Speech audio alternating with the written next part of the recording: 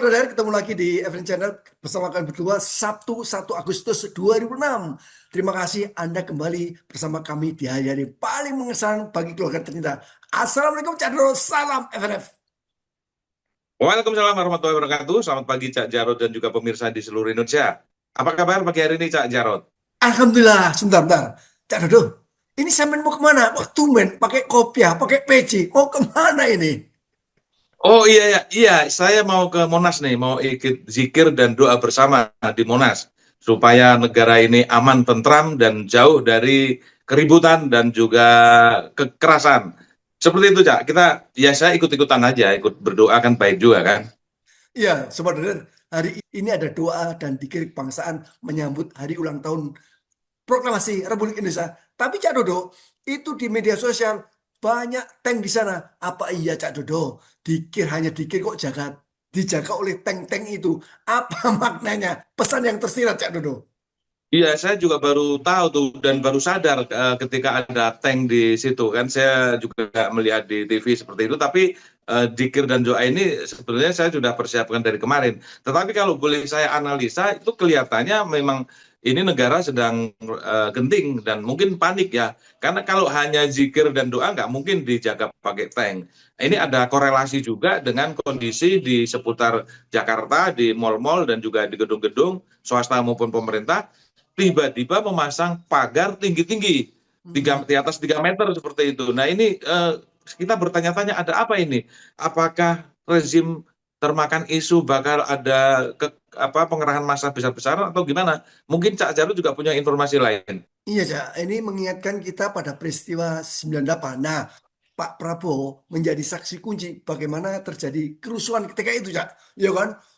Mal-mal dibakar sehingga pemilik usaha memasang pagar tinggi-tinggi. Kekhawatiran terjadi penjarahan. Ini indikasinya apa kok sampai kekhawatiran ketakutan seperti itu? Padahal Pak Prabowo sudah memegang semua lini, Cak. DPR, Polri, TNI masih saja ketakutan. Apa yang dikhawatirkan, Cak Dodo?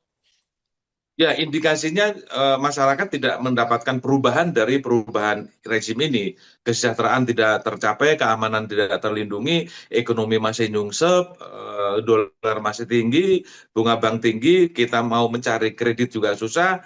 Jadi seluruh lini kehidupan semakin susah sejak Prabowo dilantik menjadi presiden. Ditambah lagi narasi-narasi pemerintah yang tidak menentramkan tetapi justru membuat gaduh. Akhirnya kan para politisi, para pengamat, dan para orang-orang yang punya kesadaran tinggi tentang kelangsungan bangsa ini memiliki semacam prediksi, analisa, dan lain sebagainya. Termasuk juga adanya pembentukan kabinet bayangan yang terdiri dari 15 orang. Nah, ini kan sebetulnya cara publik, cara masyarakat menyentil pemerintah bahwa selama ini ternyata hanya omon-omon kesejahteraan, korupsi yang akan diberantas dan lain sebagainya itu ternyata hanya omon-omon. Karena setiap hari ada saja pejabat negara yang dicokok KPK atau kejaksaan atau kepolisian dan itu duit rakyat semua yang digarong oleh mereka. Kan seperti itu, Cak. Oleh karena itu kita rakyat ingin mendoakan supaya bangsa Indonesia yang selamat. Kalau pejabat nggak selamat ya biar berdoa sendiri saja. Kita urusan rakyat Indonesia yang lebih banyak. Dan satu lagi, saudara, mulai hari ini 1 Agustus bisa disebut Sabtu Kelabu, Cak Dodo. Bayangkan, Cak, rezim ini, rezim Rondo Iran, kalau saya sebut. Kenapa? Di saat rakyat susah, cari duit susah, cari pekerjaan nggak ada, ini pengusaha UMKM, ini kan semuanya 93% itu berusaha lewat marketplace, Cak. Dan sekarang dikenai pajak, Cak, 0,5% dari bruto. Bayangkan, semua nangis, Cak. Ya, ini memang rejim sudah kalap, sudah nggak mampu lagi berpikir cerdas dan juga kreatif. Semua kesulitan negara, semua kesulitan yang dihadapi oleh rezim itu selalu yang diincar itu masyarakat, usaha masyarakat, UMKM, bisnis-bisnis masyarakat. Sementara ketika masyarakat hendak membangun bisnis, hendak merintis bisnis itu tidak pernah difasilitasi. Termasuk misalnya fasilitas dari perbankan atau pendanaan tidak pernah dipermudah, bahkan kalau perlu disulit. Kalau perlu dipersulit, usaha-usaha misalnya rumahan atau properti atau makanan itu tidak pernah yang namanya pemerintah itu memfasilitasi, membantu, memudahkan, tidak ada. Bahkan premanisme terjadi di mana-mana. Bagaimana mungkin orang mau berusaha sudah harus berhadapan dengan premanisme, dengan regulasi, dengan aturan, aturan daerah, aturan adat, aturan preman, aturan segala macam aturan. Setelah bisnis berjalan, dipalak lagi dengan pajak-pajak yang sangat mencekik. Ini udah nggak layak ini disebut sebagai sebuah bangsa dan negara. Nggak fair. Benar Cak Dodo, di platform media sosial itu banyak komentar netizen. Sebagian besar adalah pengusaha UMKM. Dia bilang, kita itu sudah membayar ke marketplace 33% ini, khusus Shopee ya. Sekarang kena 0,5% dari bruto. Bayangkan Cak, kalau usaha kan rata-rata keuntungannya berkisar 10-20%. Logika mana yang dipakai sehingga mereka harus membayar lebih dari 33,5%? Ini Cak, ini adalah logika sesat. Bagaimana rejim benar-benar seperti Londo Ireng menjajah. Jadi benar Pak Prabowo menyebut LSM, wartawan, pengamat itu Londo Ireng. Tapi sesungguhnya Pak Prabowo sendiri yang Londo Ireng karena punya luhur Londo Ireng. Ya, yang londo ireng itu adalah rezim. Yang londo ireng itu adalah pejabat negara yang dibayar oleh APBN. Tidak ada rakyat yang menjadi londo ireng, itu tidak ada karena tidak punya akses kalau kita mengacu pada peristiwa penjajahan zaman dulu. Jadi rakyat itu selalu menjadi korban. Nah, berkaitan dengan pajak-pajak itu ternyata memang tidak punya kreativitas. Saya jadi ingat ketika Menteri Agama Nasaruddin Umar, lagi-lagi semua yang dipelototi, semua yang dipantau itu adalah duit rakyat. Nasaruddin Umar mengatakan bahwa potensi zakat Indonesia itu mencapai hampir 400 triliun dan sekarang baru terserap sekitar 41 triliun. Bukankah sudah ada Basnas, bukankah sudah ada lembaga zakat dan sebagainya?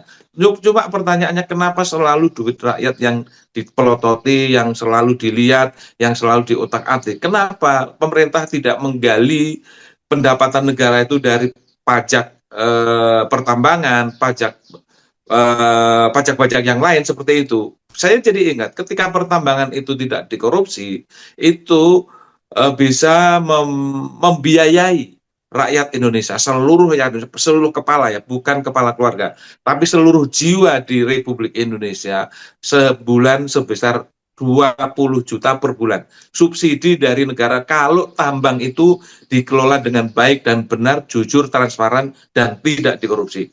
Ini harusnya yang digali, bukan duit rakyat yang ada di kantong-kantong kita. Ini kontradiksi memang pemerintahan Pak Prabowo selama 2 tahun ketika divisit, tapi yang diinjek adalah rakyat. Bukannya apa? Mencerminkan bahwa oh iya ini banyak elit yang sekarang berada di tempat saya. Coba bayangkan Pak Prabowo, Anda itu memiliki berapa banyak menteri, wakil menteri, belum lagi komisaris yang rata-rata itu terkait dengan lingkaran Anda. Sekarang Anda ditagih oleh pemilik perusahaan ini. Siapa? Rakyat. Mana kesadaran kami? Ya benar ini. Kita menagih, Cak. Mana kesejahteraan bagi rakyat secara keseluruhan di hari ulang tahun proklamasi ini? Mau Cak dulu kata-kata terakhir di hari Agustus ini. Jadi negara ini sudah semakin di luar nalar ya, cara mengendalikan negara, memperlakukan regulasi, cara mengelola keuangan negara, termasuk cara mendapatkan sumber-sumber keuangan negara sudah sangat tidak masuk akal. Saya memiliki catatan. Sebagai contoh, pajak kendaraan bermotor saja nih, Cak Jarod. Indonesia itu tertinggi di ASEAN. Misalnya untuk mobil dengan cc 1.500 itu pajaknya setiap tahun bisa 3.500.000 untuk mobil. Sementara di Malaysia hanya 350.000, di Thailand cuma 150.000. Jadi pajak yang dikenakan kepada pemilik mobil atau kendaraan di Indonesia adalah pertama pajak nilai jual kendaraan bermotor ditambah PPN, kemudian PPH pajak progres, kemudian PPHBM, pajak penghasilan, kemudian pajak progresif, kemudian pajak bea balik nama kendaraan bermotor, yang semuanya itu mencapai 12,5%, dan kalau diuangkan itu mencapai 40-58% dari harga jual kendaraan. kemudian pajak PKB, pajak kendaraan tahunan untuk mobil kelas 1.500 cc bisa mencapai jutaan rupiah. Ini gila. Kalau di Malaysia hanya diberlakukan pajak hanya diberlakukan yang satu, berdasarkan cc kendaraan. Kalau di Thailand diberlakukan berdasarkan usia dan emisi. Di Indonesia seluruh dipajakin, bahkan kita bikin SIM dipajakin, bikin STNK dipajakin, BPKB dipajakin. Jadi negara yang diambil dari cara mendapatkan anggaran negaranya itu dengan cara-cara yang tidak fair, tidak adil dan mencekik, ya hasilnya juga tidak baik. Hasilnya juga seperti hari ini, ibaratnya harta yang dimakan itu bukan harta halal, tapi harta haram.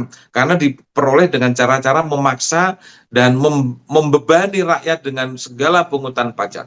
Seperti itu, Cak. Jadi Pak Prabowo nggak bisa lagi berdalih ketika ada kritikan, kalau Anda tidak betah dengan di Indonesia, silakan pindah. Enggak. Semua rakyat itu punya aset berharga, punya seperti halnya kita memiliki perusahaan, punya andil. Kalau Pak Prabowo tidak merasa betah, silakan pergi Pak. Anda kontraknya cuma 5 tahun, tapi kita rakyat selama hidup. Bukan begitu Cak Dodo? Betul sekali, Cak Jarod. Dan Pak Prabowo semakin hari semakin ngaco kalau kita lihat ucapan-ucapannya. Mulai dari gentengisasi, mulai dari apa namanya dasmu, dan yang terakhir londoireng itu, ya terakhir lagi, selepan padi itu sebulan 2 triliun. Bayangkan, Cak. Itu 1 triliun aja udah bisa untuk bayar utang itu, Cak. Nah, ini siapa ini? Ide siapa gitu. Dan apakah ini betul-betul disampaikan dengan kesadaran, mimpi, atau habis minum ini bandrek? Kita prihatin itu punya presiden kayak gini.